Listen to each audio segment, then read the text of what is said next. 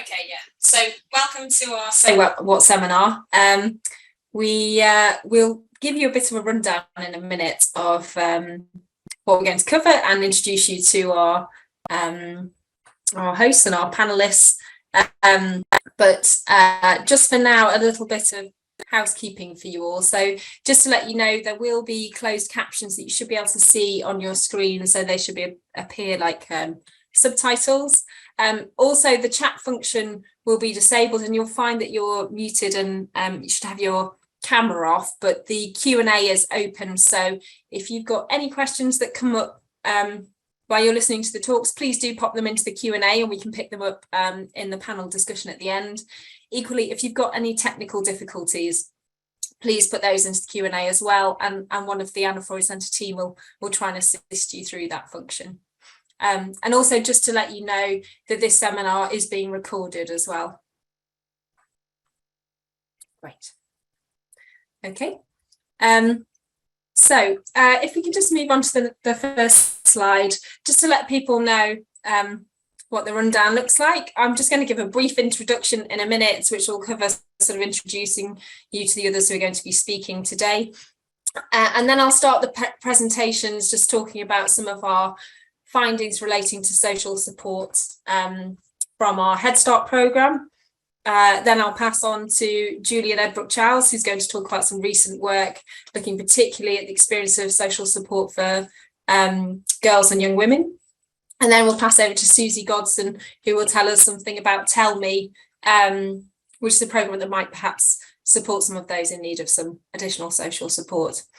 We'll have a short comfort break between 6:05 and 6:10, and then we'll have a Q&A panel where Ash, one of our young champions from the centre, will be joining as well. And then I'll just provide some final reflections at the end. Great, we can go on to the next slide. Oh yes, and just as a reminder, our Twitter handle is @EBPUnit. You can follow us, and all of our dissemination materials, all of our research findings, we tweet through that channel. So if you're interested in finding out more, please do follow us on Twitter, and of course the Anna Freud Centre Twitter as well. Great. So just to open up some introductions, those who are joining me for discussion and presentation today, please do just pop your cameras on for a minute if you feel comfortable.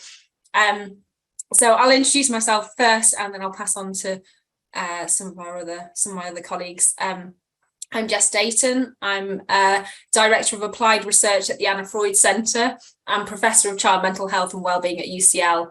And I am Director of the Evidence-Based Practice Unit, which is, I'll say a bit more about in a minute, but just for now, it's an academic unit essentially interested in applied child mental health and wellbeing research that sits across the Anna Freud Centre and UCL. Julian, would you like to introduce yourself? Oh, sorry, and I should say my preferred pronouns are she and her.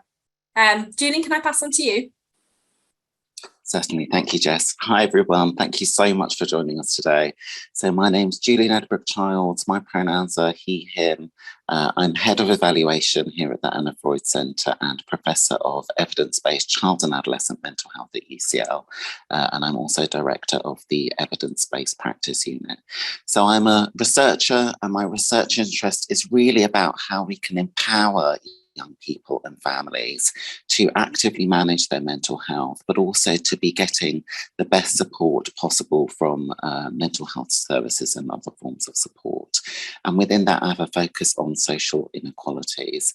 And one of the reasons I'm really passionate about the work I do is because it gives me the opportunity to bring together not only my professional expertise, but also my expertise by lived experience as well.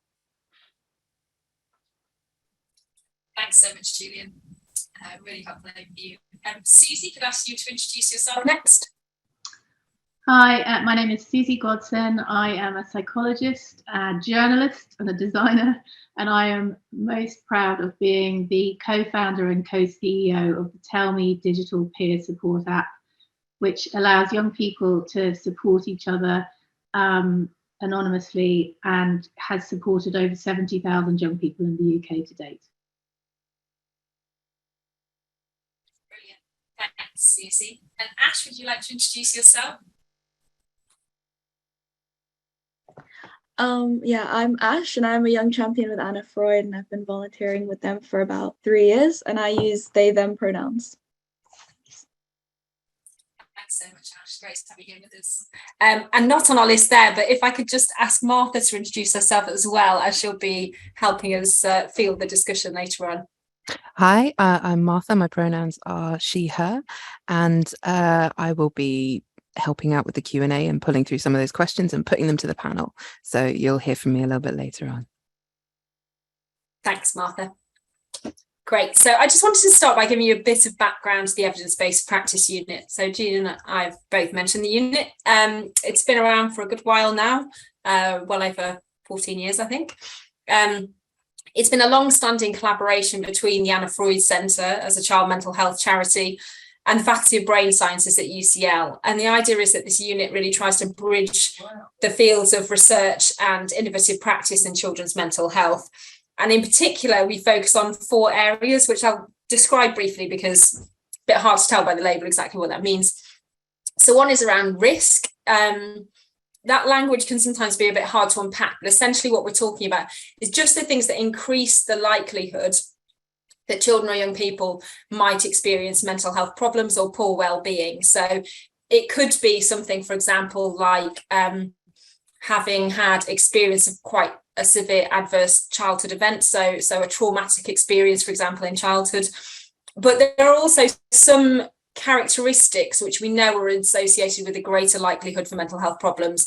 So, for example, children from more economically deprived backgrounds, more likely to experience mental health problems. Now, that doesn't mean necessarily it's the background itself, but it might be the experience of economic pressures or what that means in terms of where those young people live or the challenges that are placed on their lives that make that more likely.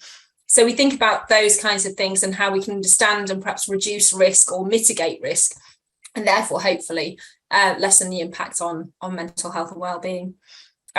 Feeding into that picture, we think about protective factors, so the things that might be in the young person's environment or skills and techniques that we can teach young people themselves that might help them to be able to cope better when experiencing difficult circumstances. So that's not just about their own skills, but it is about putting support in schools, in communities, in families to help them to manage. We're interested in change in mental health, so that includes looking at change and how mental health and wellbeing develops and changes across the course of childhood and adolescence and into adulthood, but also about how mental health might change in response to support or intervention. And choice is really more about, I suppose actually young people's voice and parents and carers' voice as well, and how we incorporate that into the support that's provided for young people, but also into our research and how we can make sure that their lived experience can really make sure that what we're trying to develop or trying to understand is informed and shaped by their perspectives and their own experience. As the evidence-based practice unit, we're housed within a division in the Anna Freud Centre called Applied Research and Evaluation, and we work very closely with the Child Outcomes Research Consortium, who many of you might be familiar with.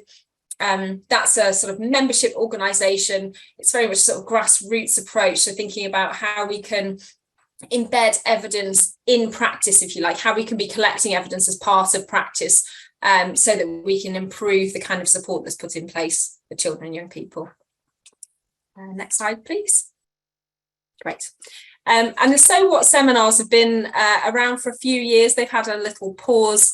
But the point of these seminars was trying to bring some of the sort of research findings to life and sort of pull them apart and think about them from a few different angles, and sort of turn them into a discussion point, I suppose, where we can think about what they mean for practice or people's sort of experience of these kinds of phenomena. So it's about that ethos of bridging the worlds of sort of evidence and practice and saying, yeah, what does this mean for the way we do things or how we can best support children and young people. Okay, next slide. So yeah, sorry, there's a very, very vivid red we've got for my slide there. But so what I wanted to introduce just quite briefly in my section is really about how we understand some of the challenges there are for young people around social support. So the topic for across the 3 talks is to do with social support. I suppose this one is more focused on how we understand the nature of the challenge, I suppose. Julian's talk might be more, what does that experience look like from the perspective of young people? Perhaps uses more what might one example of a solution to that be, or a possible sort of supportive response. So in mine, I'm going to just talk a little bit about some evidence that we've been accruing for a while now from a long-term research program that we have, which is evaluating the HeadStart program.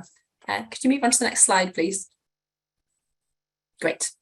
So the first thing I'm going to talk about is just generally, on a broad level, what does social support look like in adolescence? How does it change over time? And, does that look different for boys and girls, for example?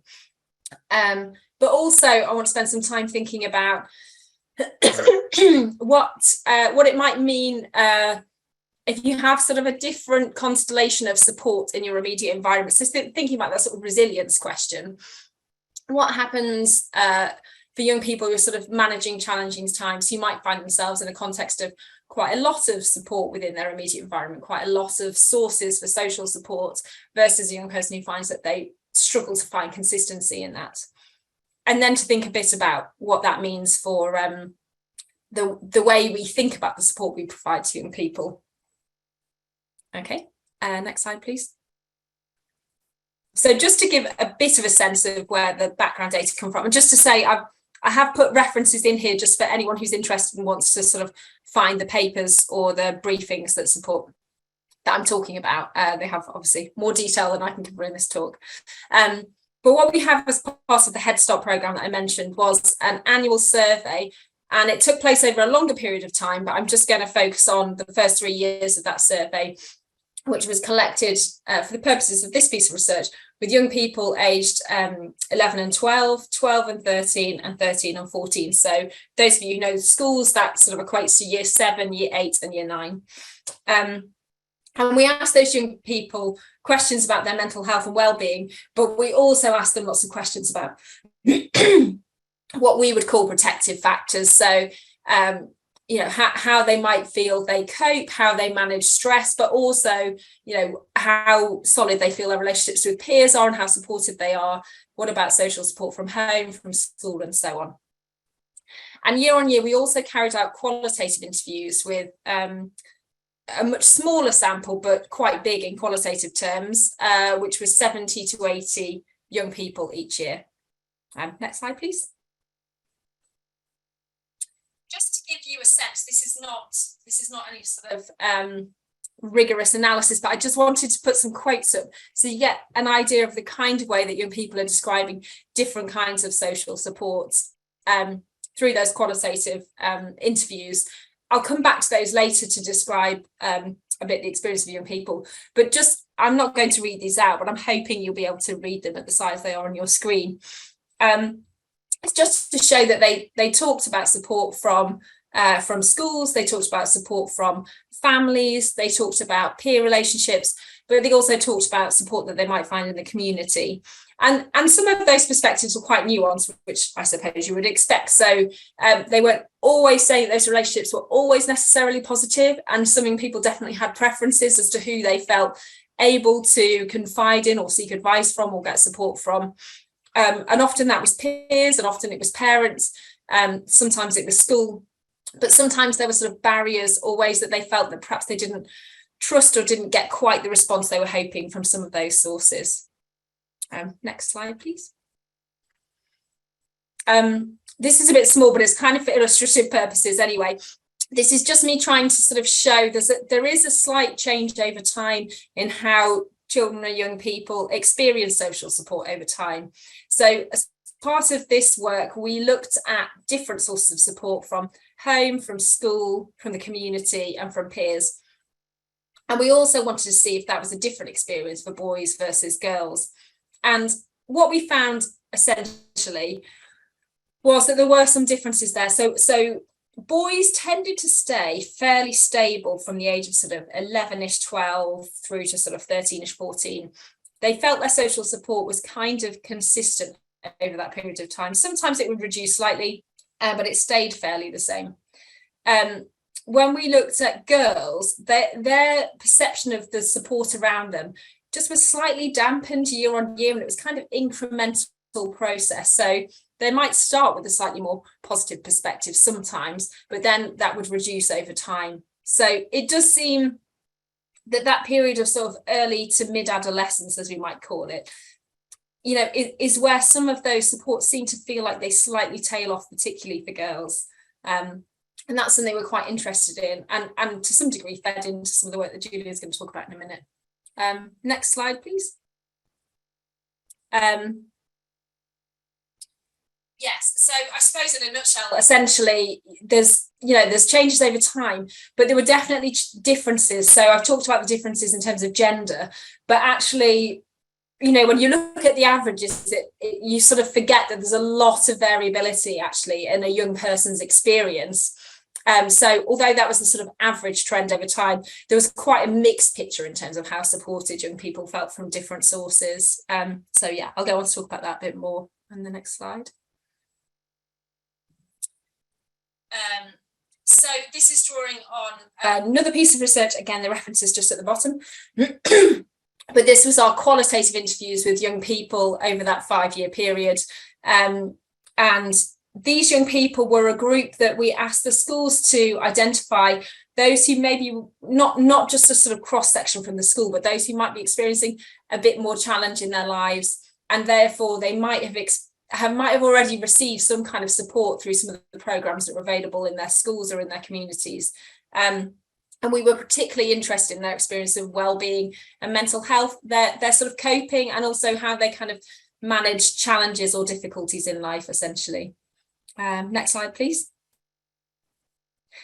And one of the things we've done with this qualitative information is try to understand whether we can see sort of groupings of young people in terms of their experience of support. So this is a piece of work that was led by me at Eisenstadt.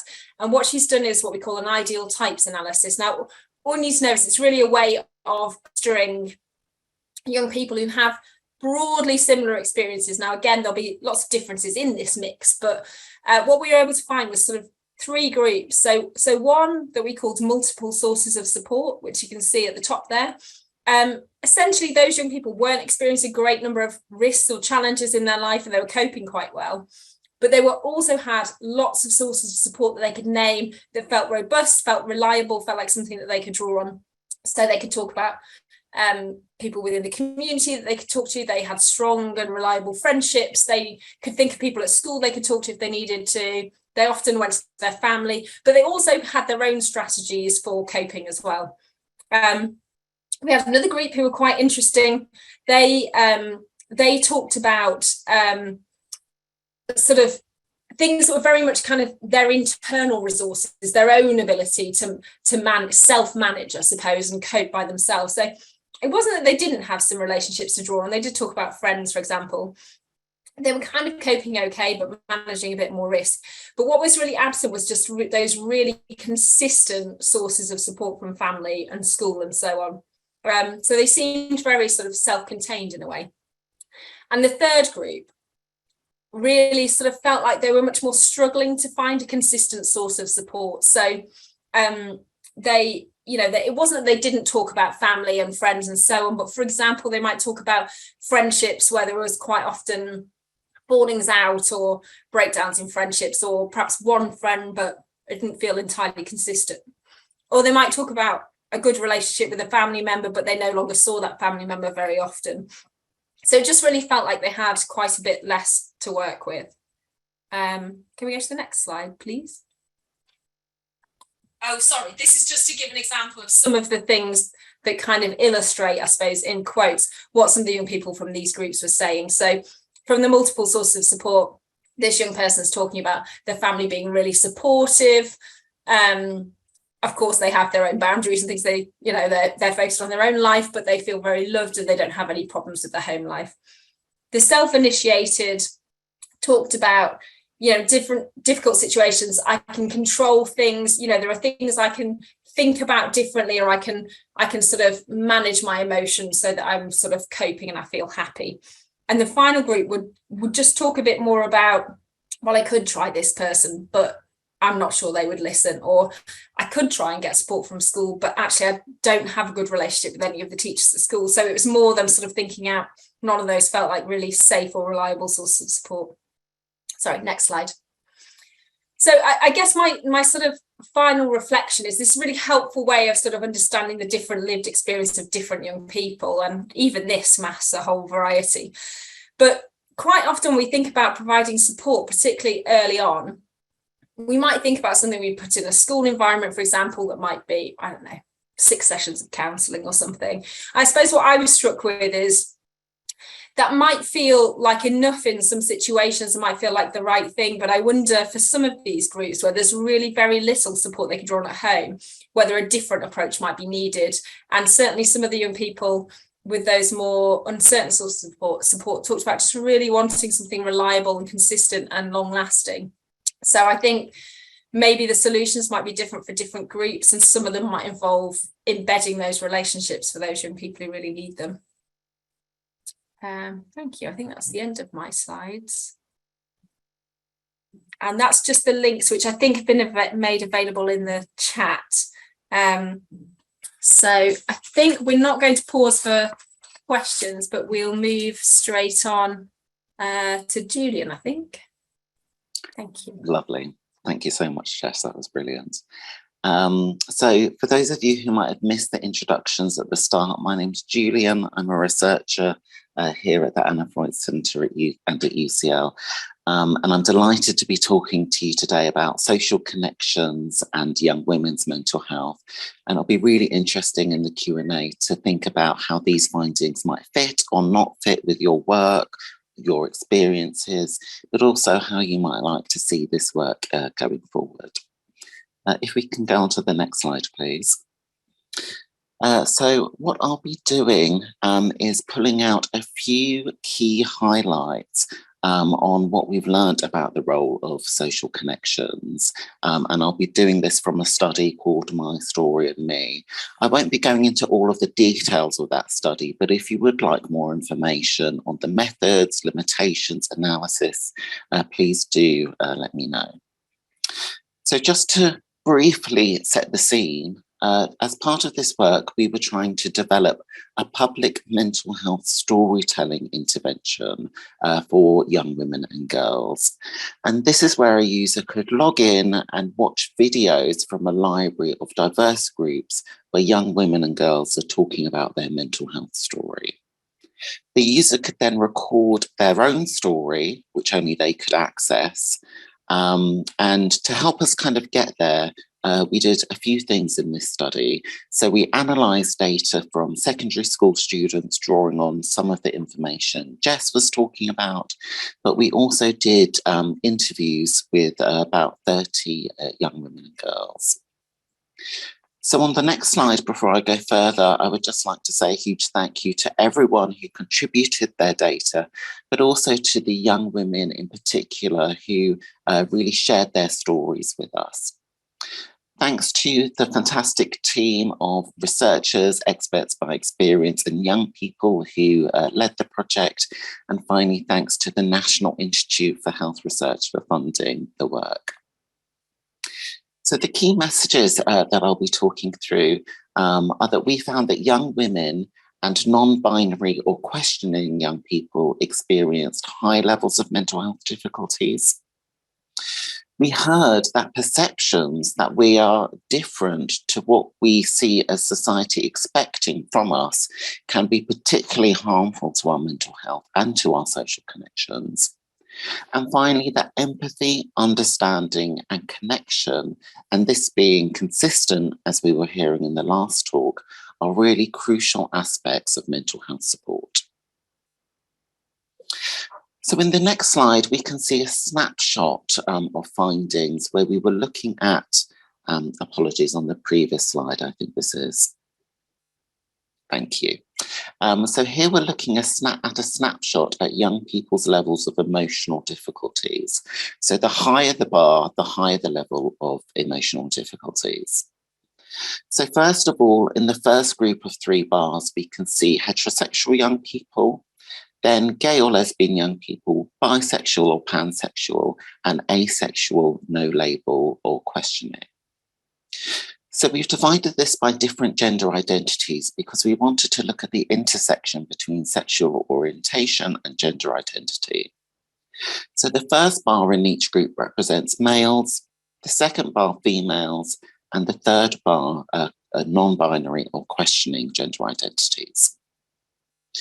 Overall, what we can see is that heterosexual males, the first bar, consistently had the lowest level of emotional difficulties. If we move on to the second bar that we can see, here we show that heterosexual young women experienced quite high levels of emotional difficulties. And this really fits with the consistent and troubling pattern that we see in the research literature. And indeed, these high levels for young women was one of the reasons we were focusing on this group in our research. If we look at the other groups of sexual orientations, so for gay and lesbian, bisexual or pansexual, asexual, no label or questioning, generally what we see is that these groups tend to experience higher levels of emotional difficulties, particularly when we compare that to our first bar of heterosexual young men. It's important to note that throughout this project, we didn't differentiate cis and trans young people, and this was really important as part of our inclusive definition of young women and girls that we co-produced with young people from the start of the study. In the next slide, we can see a drill down into looking at patterns of emotional difficulties over time. So here I focused on one group, and these were young people who started out with high levels of emotional difficulties, but these emotional difficulties actually remained quite high over the next 3 years. So if we just focus in on the first two dots, this represents young women and girls and also non-binary or questioning young people. This shows us that young people from these first two gender identities were more likely to be in this group experiencing consistently high levels of emotional difficulties over time when compared to young men. So in the next slide, I wanted to move on to the narrative interviews with young women. And this is where we asked them about quite open questions where they were telling us about their mental health story. One thing that really struck us was that for some young women, the perception that they and their body didn't adhere to societal expectations really had a detrimental impact on their mental health. And this could have been for a range of reasons. It might have been through disability, gender identity, neurodivergence, or ethnicity. So we have one young person telling us that I would say kind of like struggling with my identity was, and both my disability was, I guess the major factor was like being in denial and not wanting to accept like the way I am, because I felt that it deviated from the norm. And because it deviated from the norm, I felt feelings like just like loneliness, isolation, and just kind of struggling with my self-esteem as an individual. Another young woman went on to describe, which I think really showed the insidious nature that this can take in relation to body image, was really having consistent messages about women needing to be smaller, needing to be of a smaller size, how this really conveys a message in a way that they don't have the right to be taking up the same physical space as men. If we go on to the next slide, here we can see how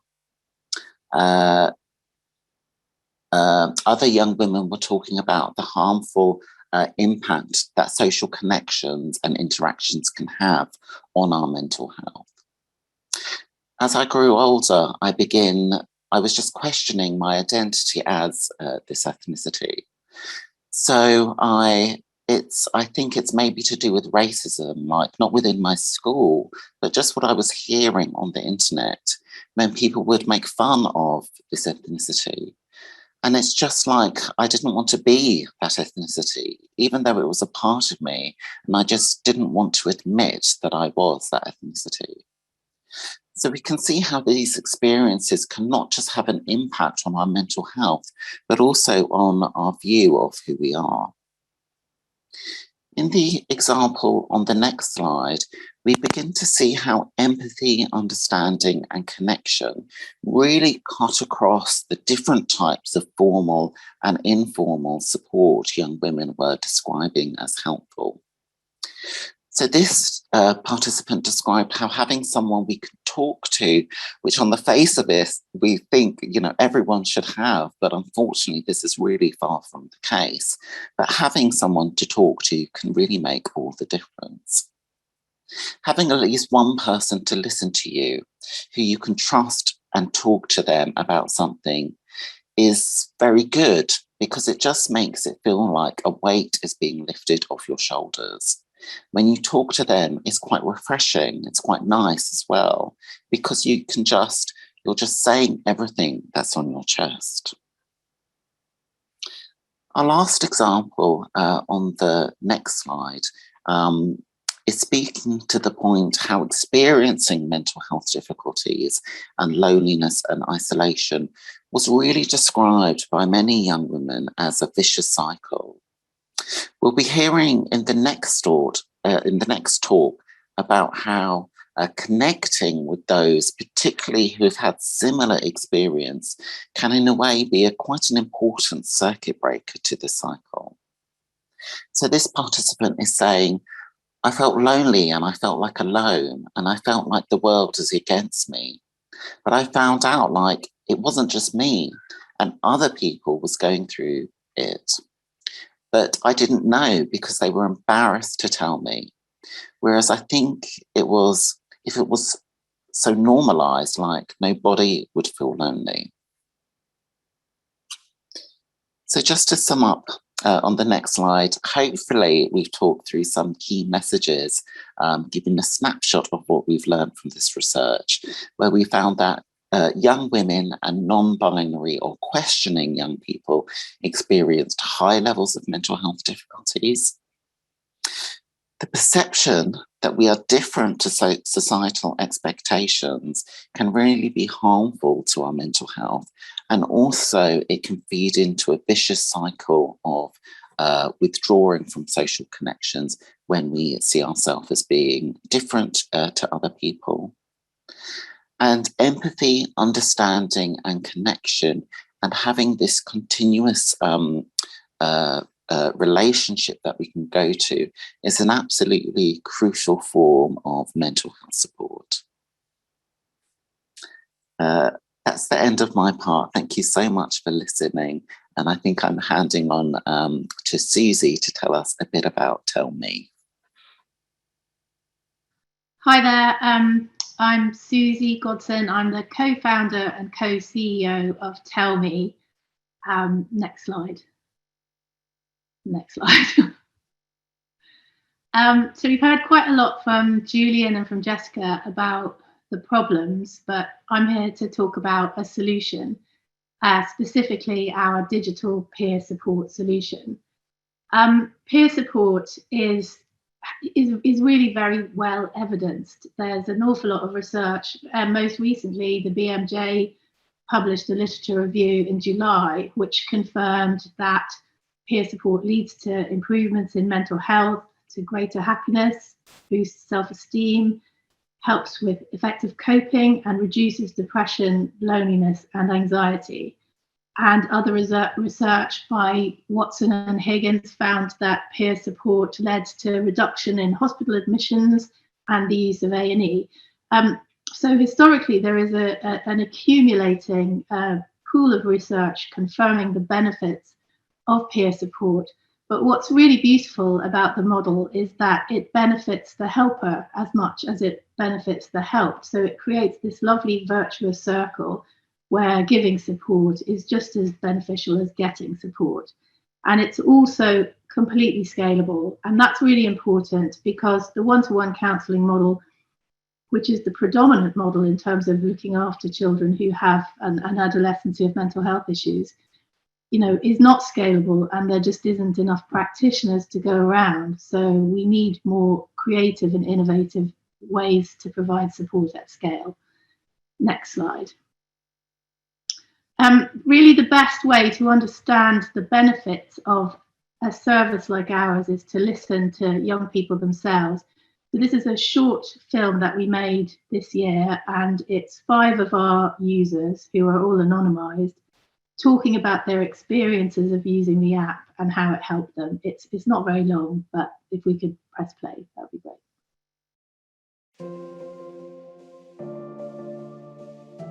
I didn't particularly want to die. I just didn't want to live like I was. I was isolated and I was having eating problems, self-harming and struggling with past trauma. My OCD obsession I've been having since I was pretty young. It's a bit like a voice in the back of my head that isn't me, telling me to do these things or something bad will happen.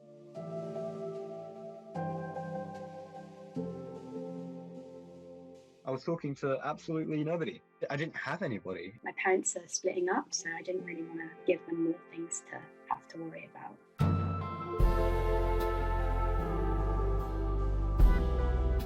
I'd been referred 3 or 4 different times. I was in a crisis again and referred, and I still wasn't seen. Help always felt just out of my reach. I was barely sleeping, barely eating. I was self-harming. I had nobody to turn to. Then Help Me came along.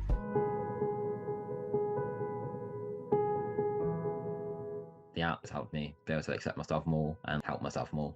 Those people made it feel like suicide wasn't the only way out. Talking on there, it's just more easier to talk because you're anonymous.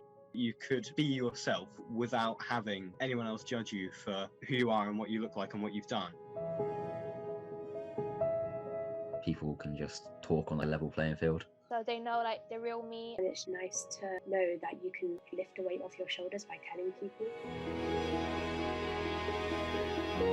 Any support as early as you can get it has the potential to prevent the worsening of difficulties for somebody. If a young person is waiting to be seen by CAMHS, then they can go onto the app, they can talk to other people. They get that immediate sort of support. Before I was a bit down and depressed and more anxious, so being able to share my feelings and experiences with others has been a very positive impact on my life, which is helping me not need professional help. So actually we stop young people getting up to a crisis point so they don't have to go into CAMHS.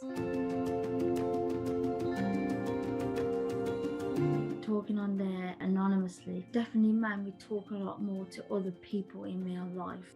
The people that help me tell my mum and my counsellor. It's a massive relief to tell people how you're feeling because then they can help you. Recently I spoke to the school counsellor about some abuse that happened in my old school, and right now it's all the police interviewing and stuff, but I wouldn't have spoken about it if people on the app hadn't suggested to speak about it. That data is really crucial. It helps me to understand what's going on in the minds of young people. That kind of insight is going to be really useful to commissioners like myself to understand where we need to focus our efforts moving forward. We are always battling against an issue of there being a greater need than we can potentially provide for. I don't think there are enough mental health practitioners in the system. Other services need to have an increase in funding where all you sort of need is other young people who are experiencing the same things. So I first started using it for myself, but now I'm using it to help others as well. And it makes me feel good that I've helped somebody else, so then I carry on doing that. Without Tell Me, I'm not sure if I'd be here. I totally recommend the app to everybody. Tell Me is there for me. I don't talk to anyone else apart from people there. That's something so rare, a community that is that loving and caring towards one another. Tell Me is honestly such a safe haven for people with those kinds of mental health issues.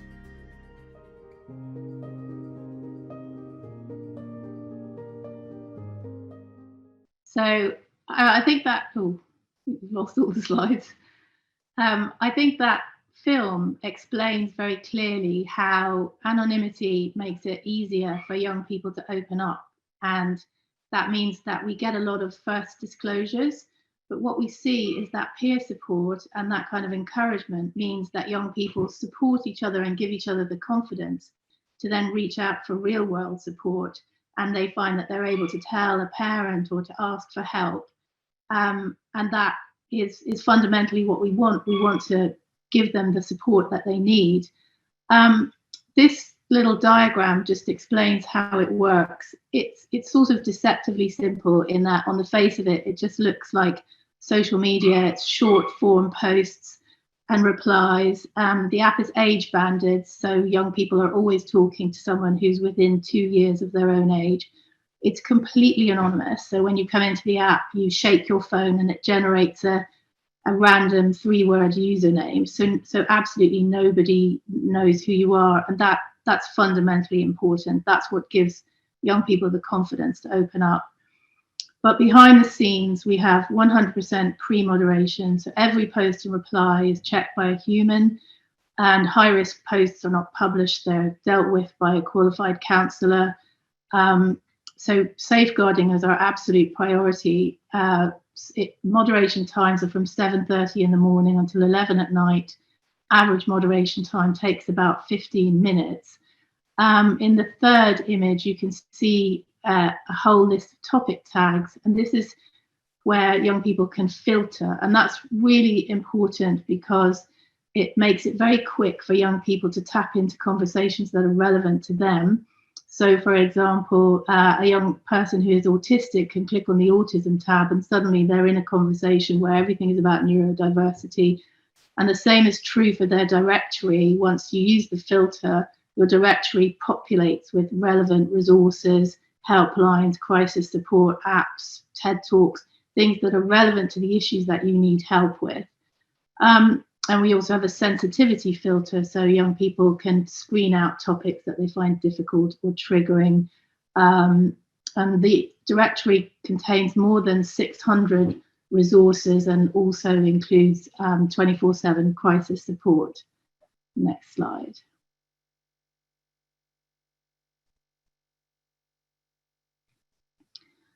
So it is quite a simple solution, but I think that what this slide shows is when you provide young people with consistent access to support, which is what both Julian and Jessica have been talking about, it really makes a difference. The post on the left is made by a 16-year-old boy, Cosmic Kiwi Hacker. I'm not going to read it out. Well, maybe I should in case you can't read it. He says, "I fucking hate my life. I've self-harmed. I haven't slept for days at a time. I've suffered eating disorders, anxiety, to the point where I'm afraid to talk to people. And the moment I seem to get better, the cycle starts again. The scars are back on my arm. My mind fills with negative thoughts. I become suicidal." So obviously that is a young person in extreme distress. And that post actually would have been dealt with by a counsellor. That wouldn't have gone through to the feed. But 5 months later, on the 9th of September, this post is from the same young person who says, "I don't want to jinx it, but I think we've done it. I haven't cut in ages. I'm 2 months clean. I'm eating 2 or 3 meals a day. And after countless relapses, I'm now stable. I'm balancing college and a part-time job, and I don't feel like ending it anymore. Thank you to everyone that's helped me. Seriously, you are the reason I'm here today." And so I think that obviously for someone like this, is it a boy who typically would not be seeking support, coming from an extremely serious state of mind, anonymity allows first disclosure, and that obviously alleviates some of the psychological burden. But I think it really is the consistency of support. It's the fact that the app is there 365 days a year. They can post as often or as little as they like. They have step up, step down support, so they can talk to their peers or they can talk to a counsellor if they need it. And that consistency of care, I think, is what leads to the good outcomes, because most of the support options are time limited. So if you call in a crisis to a helpline or a text-based service, you'll get a 40-minute slot. Even CAMS is time limited, but actually, young people are living really complex lives and they have the dynamics change all the time.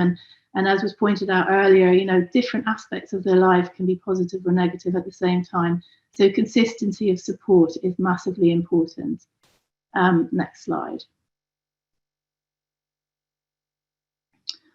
I think one of the things that differentiates us from other services is that we really do prioritise engagement. So we work across all platforms, from social through to school and community work, in order to even, we've just done a big billboard campaign in Greenwich to try and reach young people, because in order to work in prevention and early intervention, young people have to have the app on their phone. They have to be ready and willing to engage with it. And anybody in the tech world will tell you that getting young people to make a decision to use their data and space on their phone to download your app is exceptionally difficult. But we have supported over 70,000 young people, and we support around 6,000 young people a month. And we can see that we are reaching the groups that we want to reach. And we are very much in that sort of mid-teen, we go up to 25, but predominantly most of our users are under the age of 19. Next slide. What we're realizing more and more is that we have the capacity to reach a lot of really underserved communities. And we tend to do our own research within the app by using surveys, which would routinely collect about 1,000+ responses. And in the most recent one, we realized that 16% of our users are autistic. And that's a phenomenal achievement, because mental health issues and rates of suicide are much higher in that community. So the fact that we're obviously doing something right in terms of supporting them. Also, we found that 3% of our users are in the social care system, and 12% of our users have learning difficulties. And what findings like that do is propel us to do more research into those areas. So we're currently working with King's to do research with young people in social care, and we're working with Bristol and Sussex on another project on suicide, and we're currently working with the Autism Research Centre in Cambridge to increase the way, or improve the way we can support young people who are autistic. Next slide.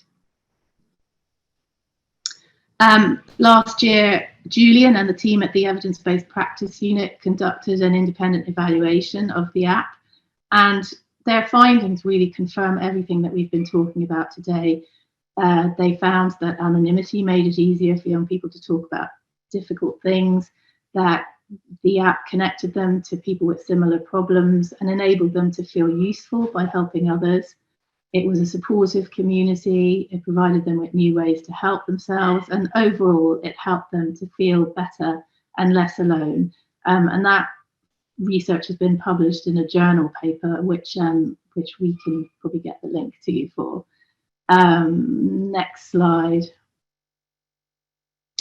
And as I said, we do a lot of work looking at our own data and what kind of impact we're achieving. So at the moment, we're quite interested in measuring how successful we are at helping young people with more serious issues.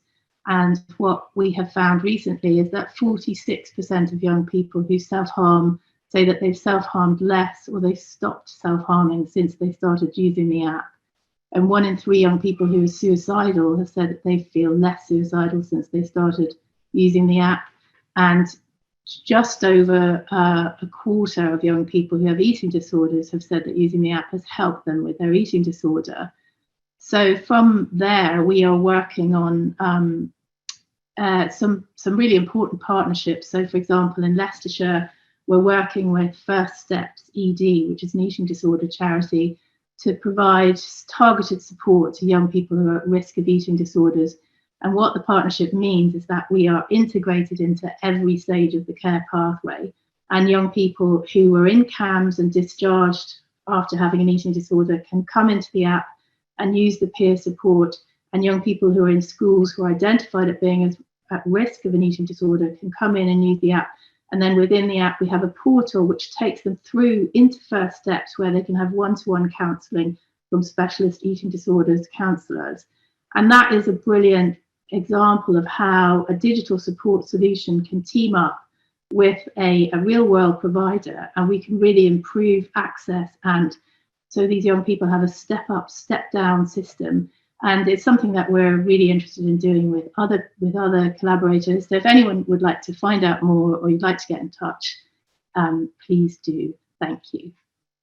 That's the end. Thanks so much, Susie. Do you want to just flash up the last slide on Susie's? Brilliant. Because I think some people were asking about more information, so. I can see a few questions are coming through to the Q&A, but if people could keep posting in there, that'd be great.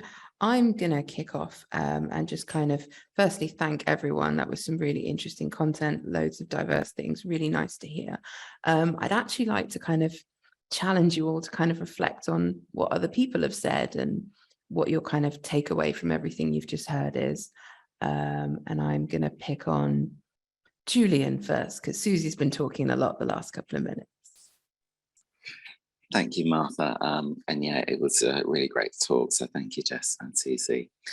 I guess one thing I've been thinking about is, you know, we've been talking about the real importance of social support, peer support, and it takes me back to this thought about, you know, traditionally we have a very kind of internally focused view of mental health difficulties, how, you know, these are kind of caused by the individual and the solution is on the individual.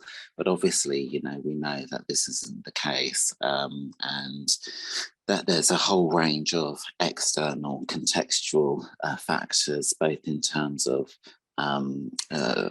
setting up the conditions that kind of lead to mental health difficulties, but also the kind of the crucial role that others, social support, social connection has in addressing mental health difficulties. So I suppose my reflection, which of course is purely questions and no answers, you know, it's just how do we really take that forward, and how do we really, you know, consistently change our approach, because I think as much as it's moving away from a solely individual focus, I think there's still a long way to go there. So yes, that's my incoherent reflection. Posing new questions, classic research and response, love it. I'm going to move on to Jess now. Thanks, Martha. Yeah, it is I'm trying not to do the same, but it's definitely a researcher mindset.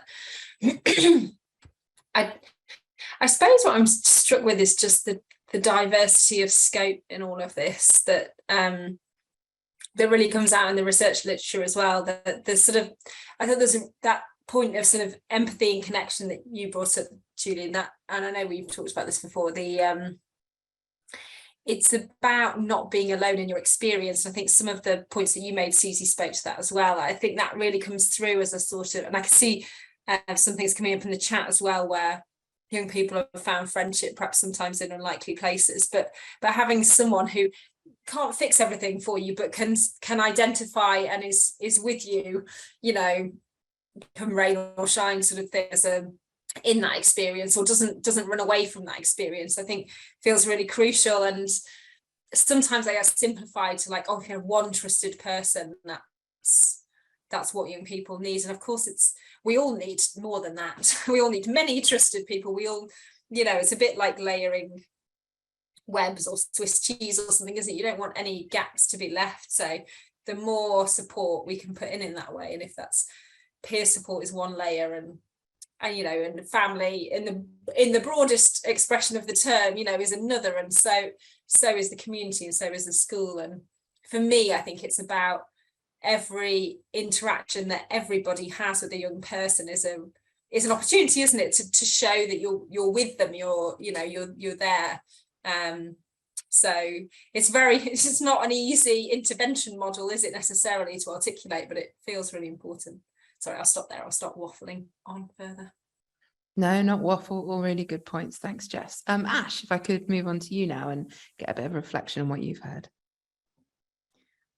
I thought it was really interesting to see, just how many different things were included. I'm not very used to seeing non-binary people being included in like statistics and things, and especially research about women and men, and that you put trans men as well, I thought was really cool, because it's often put as its own category, because trans people do struggle a lot more just regularly, but it's just, I think it's really important to categorize them with the gender they identify with either way. And just seeing how many autistic people are on the website as well, on Tell Me, I think is really interesting, because I think being neurodivergent is one of the most like just isolating things, because even other neurodivergent people don't fully understand you, because it's just so different as an experience for everyone. So I do think it's really interesting to see people coming together, and I think it's really important, because that's a hard thing to find unless you make a really solid friendship group. But I do see the pros and cons, but yeah. Thanks, Ash. That's really nice to hear. Susie, you've had a bit of a break from talking. What's your reflection?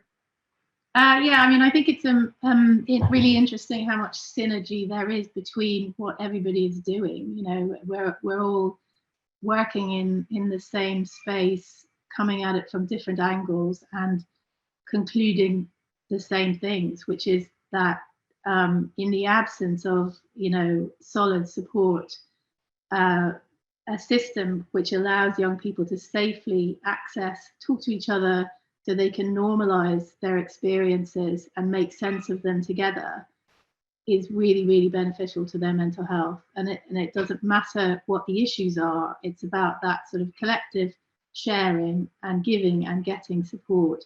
And however that is achieved, whether that's, you know, through a friendship group or peer mentoring in school or through an app, it doesn't matter, but it's greatly needed for young people. Their peer group or social connectedness is more important for them than at any other point in their life. And so however we facilitate that, it doesn't really matter. Thanks. Really nice reflections from everyone. I'm just having a look at the Q&A now. And we have a couple of fairly specific questions about Tell Me for you, Susie.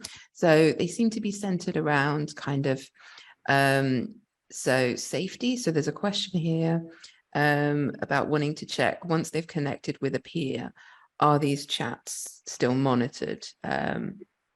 Every single post and reply is checked by a moderator before it goes live, or before it goes to a counsellor, or before it's withheld completely.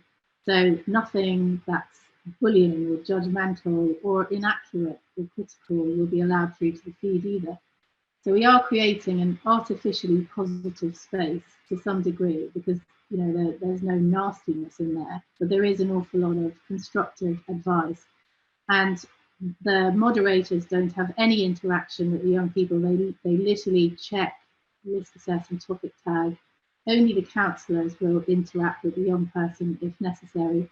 There's no exchange of personal information allowed. So if somebody tries to give someone their Snapchat handle in a reply, that will be withheld. There's no direct messaging. There's no sharing of images. So it really is, if you took all the things that are wrong with Facebook and Instagram, we've taken all of those things out, and that was how it was built from the get-go. And I think a lot of people working in the social media space are trying to sort of retrofit safeguarding, whereas we built safeguarding in from the start. So it's just a completely different model, really. Sticking with Susie, because it's obviously sparking things in the Q&A. So I've got a question as to whether your moderators are 24/7, and then another question asking whether Tell Me is currently recommended by the NHS. Tell Me is both recommended and commissioned by the NHS. In fact, it's the only peer support app that the NHS considers to be safe for children as young as 11. Our moderators don't work 24/7. Partly because we didn't really think that young people should be posting in the middle of the night, and that actually we put up a bedtime message at 11 o'clock. However, we're currently, as part of a research project, experimenting with 24-hour moderation so that we can go global, because obviously the time difference then is taken out. So we're testing that at the moment. But currently they work from 7:30 in the morning to 11 at night. However, young people can always access 24/7 crisis support through the directory. They can also continue to post and reply. It's just that they won't go live until the morning, until they can check by a human. Okay, we've got a few more questions, but I'm going to give Susie a quick break and ask Julian a question, because I think My Story and Me is a really interesting example of a different way to engage with peers. What's next? What's next with that kind of idea in that forum, Julian? Thank you, Martha.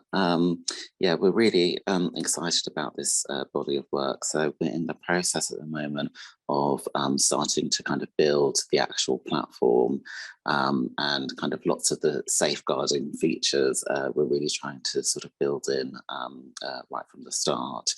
And we also want to kind of continue to build our library of different stories from young women and girls. And yeah, all of our different kind of features will be provided in a range of formats. So you can have audio and text only formats. But next, we'll be applying for funding. So all support and all well wishes for the funding will be much appreciated. But what we really want to do is to kind of continue to test it and to see if it, does have a kind of positive impact on people's ability to share their story, build connections with others, and ultimately improve mental health and well-being. So fingers crossed, if all goes well, we'll get lots of money and be doing a kind of a big study about this in the future. And again, what's really important is to keep that voice of young people and experts by experience throughout and in kind of driving the different decisions that we're making. Thanks, Julian. And that's a nice segue into me putting Ash on the spot and just wanting to hear a bit more about your thoughts about these different kinds of approaches to support and things that just haven't been available until now, and all these different ones coming out, and what your kind of thoughts and reflections are. Well, with the Tell Me, for example, I understand anonymity and I think that is a very good idea. But personally, if I was on the app, and I had been for a while, and I've been communicating with these specific people for a while, even though they are anonymous, they have usernames, and if that had become some sort of, friendship, and there was no way to get any social media from that to be able to communicate with them in real life, I think it would give me a lot of anxiety and panic to know that this is a friendship that I just could never pursue as a friendship, because it's limited to this one thing, and trying to give any details would just immediately get deleted. Like, I don't know, maybe just asking if the other person wants it, like some sort of communication, like a middleman or something. But I think that throws me off a little bit, because it kind of limits you to the app as well. I was also reading in the Q&A the story that was shared, and I was just thinking of how kind of stigmatized the interaction between people that have mental health is, because a lot of people who are suicidal don't per se want other people to do that. No one thinks it's the right outcome. No one thinks it's the best choice they have, but it's sometimes the only choice they think they have. But no one really wants to encourage other people to make that choice either, unless you're really, really like far gone and you don't think you have any other choice. You're not really encouraging other people to do it, and you're actually trying to help. And it helps you as well to try and tell other people why they shouldn't do this thing. And I feel like a lot of adults don't really understand that. You see your child has mental health, you try to keep them away from other people with mental health, which is one of the worst things you can do, because being around non-mentally ill people just feels really outcasting, because you don't think the same way and they don't really understand your opinions. And that's not a bad thing, but it's not a bad thing to let two mentally ill people interact either. It can have some great outcomes. It can go wrong too, but most things can as well. So just feel like there's a lot of stigma around that. No, thanks. It's some really interesting reflections, Ash. Really good to hear. I guess we should swing it back to Susie. As you can see, there's a lot in the Q&A. So yeah, I'm trying to I would just say anybody can email me after Susie@tellme.help, SUZI, just because there is a lot of questions in there. I can't type that fast. Yeah, so I think there's a general like of the tool, but a sort of concern around safety and things that are kind of built in. So Yeah. I wonder if we could talk a little bit more about the moderation process. That would be really great. Okay, so we have trained moderators, so they're all trained before they begin work. It's short form, so it's 350 character posts and 500 character replies. They look at the posts and replies, work out what they're about, topic tag them, and risk assess them. And if they consider them to be too high risk to go into the feed, they put them into quarantine, where they are answered by a qualified counsellor, but that happens behind the scenes and it doesn't get published in the app. So the things that get published in the app are posts that we feel that peers can respond to. And one of our criteria for whether or not something should be published or not is, will young people learn from that post? Will they be able to support each other with that post? And one thing I haven't mentioned, which we also have within, somebody asked about whether young people know whether their post is being responded to by a counsellor. And they do, because that happens behind the scenes and that doesn't happen within the app. It's not published. But we do have what we call super peers, who are trained undergrad psychology students who just look like any other young person. I mean, they are a young person, they're all under the age of 25. But we train them to be able to deal with, to give really good answers, primarily to make sure nobody gets left out, but also to give really good answers to maybe problems that might be more challenging for young people to answer.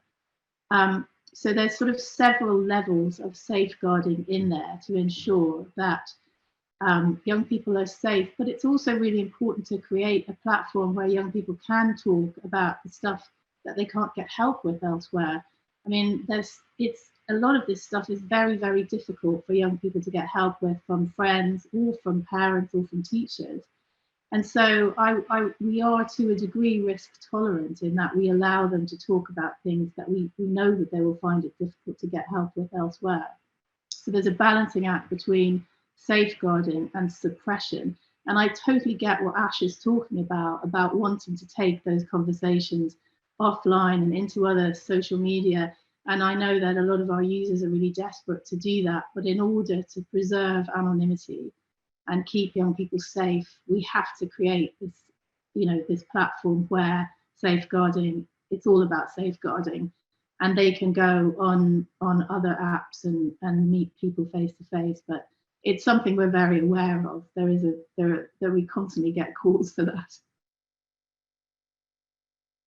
Thanks, Susie. That was really helpful and very all-encompassing. So I appreciate that. And I know there's been a lot of questions.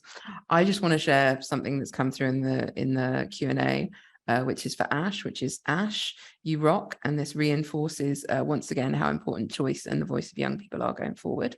So I think that definitely needed to be said and shared. So thank you, Massimo, for popping that in. I feel Jess has been let off a little bit, so I feel we should attack her with fun questions. So something light and easy. So you were obviously talking about the gender differences that are coming through in the data. What else can we say about that? It's not an easy one, so I'm not going to ask you a specific question. I'm just going to point you in that direction. Talk at will on gender differences. Yeah, and I suppose the thing I was pleased about was what Ash picked up on earlier, which was initially with that data set that I was describing, we only had data from this data set that all schools collect, called the National Pupil Database. So the schools collect data and they throw it in there and we can suck it up nationally.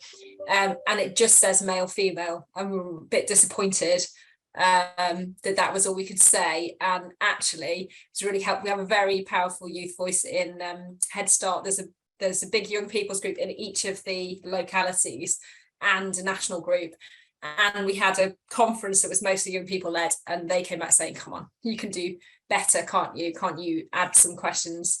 So we added questions with much more nuanced categories for gender identity and sexuality.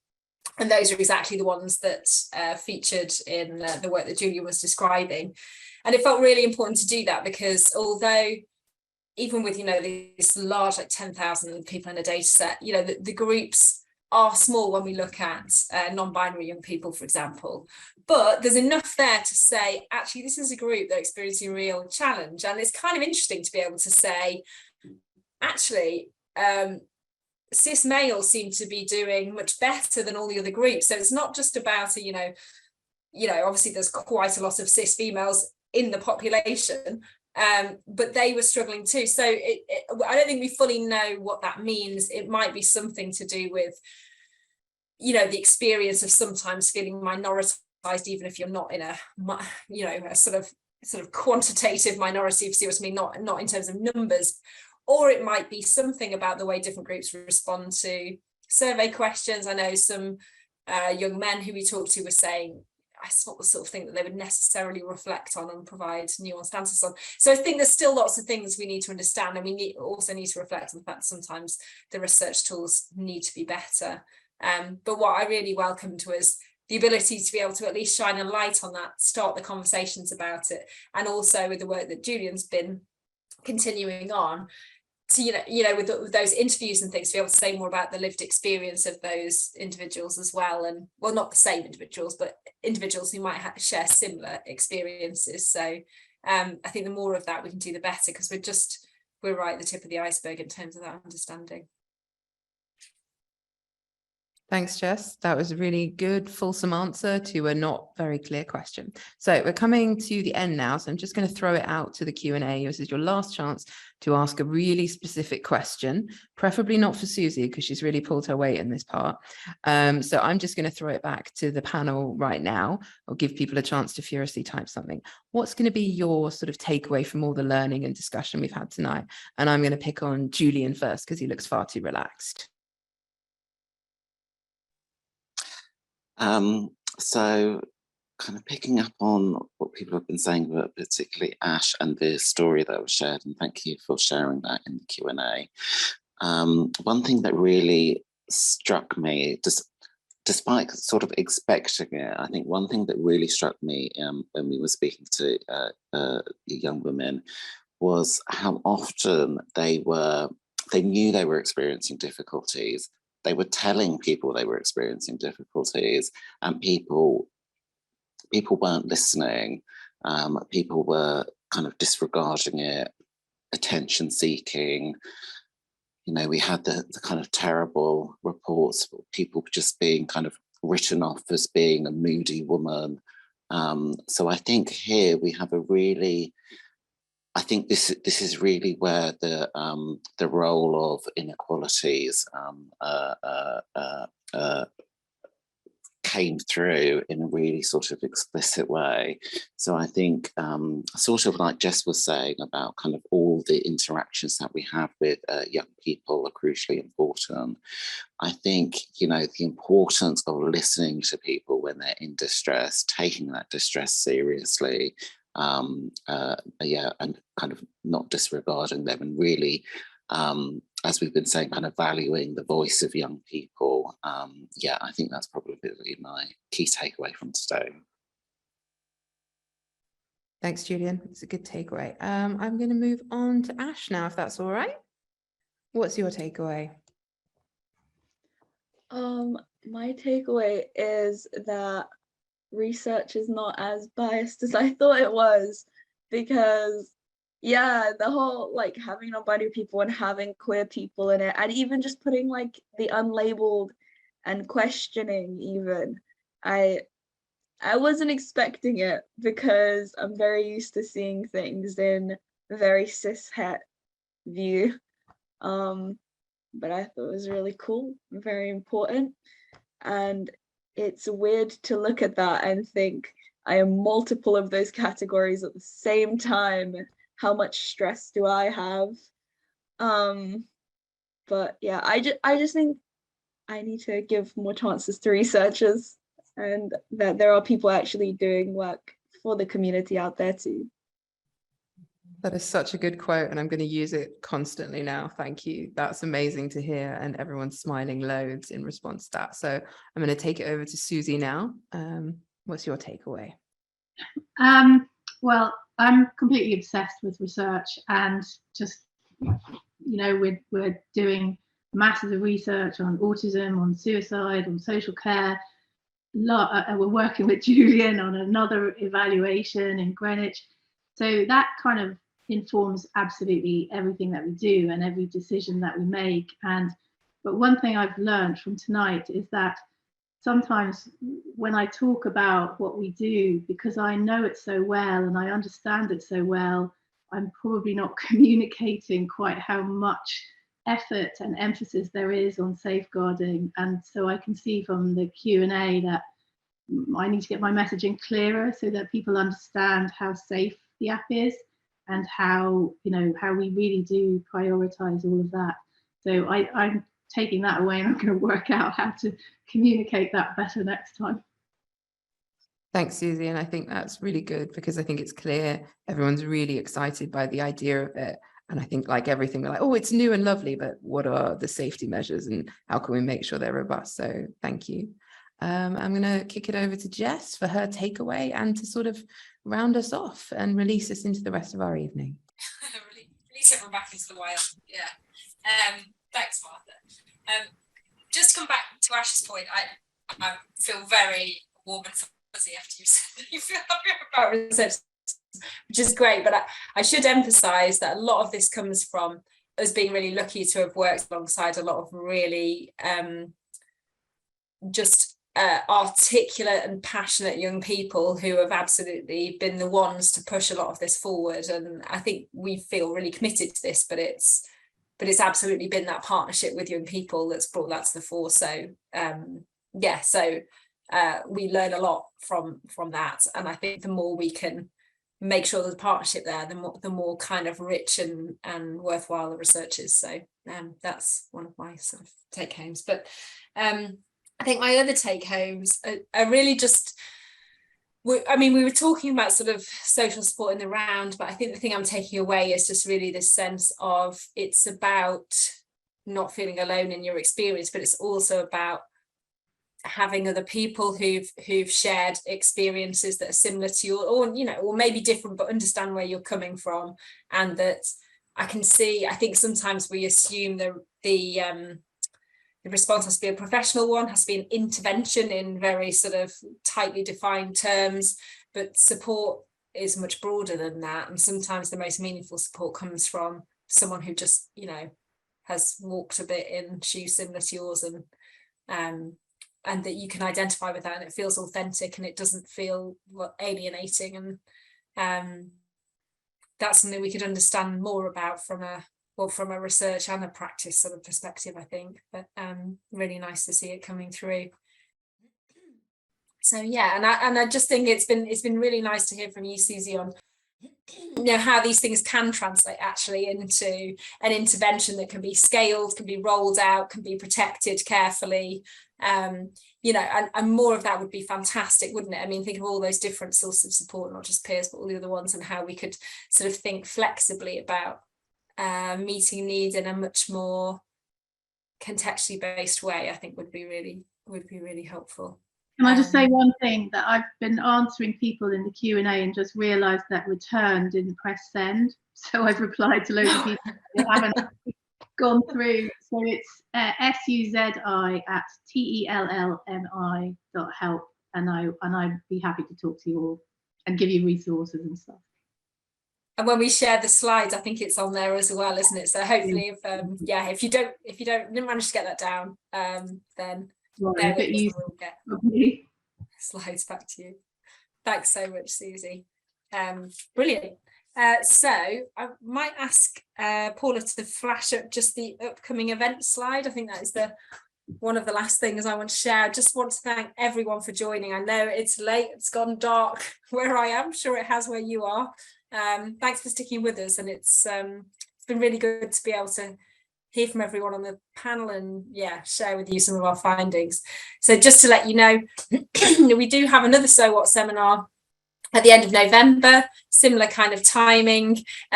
every year we release our key findings in the evidence-based practice unit along those topics that I mentioned before of risk, resilience, change and choice. We enjoy it because it feels like our Christmas present to ourselves, but I got a strange look the last time I said that. But please do join us for that one. It will be probably quite wide-ranging in topic, but yeah, it would be great to have you along. And also to let you know that the Cork Forum, so I mentioned the Child Outcomes Research Consortium earlier on, is happening on the 24th of November.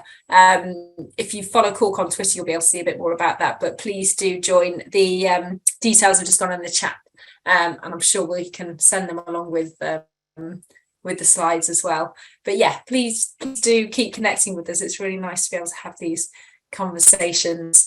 I'll be lynched if I don't say, when you leave, you will be sent through a sort of to a feedback page. It would be really great to hear your feedback. We plan to do many more of these in future, sort of spread out across the year. We'd love to hear from you about how we can make them better, about what you liked, what you'd like to see more of, that kind of thing. So please do fill out those feedback forms. And yeah, just to thank you all for joining. Thank my panel members as well, and the support team at Anna Freud, and especially to Ash for being so articulate, for talking on the behalf of young people, and yeah, Susie for joining us, and Martha for coordinating the discussion. Thanks very much, everybody. Yes, just I think there's some other information coming in the chat that you should be able to get, but all have fantastic evenings, and really nice to be here with you all. Bye bye.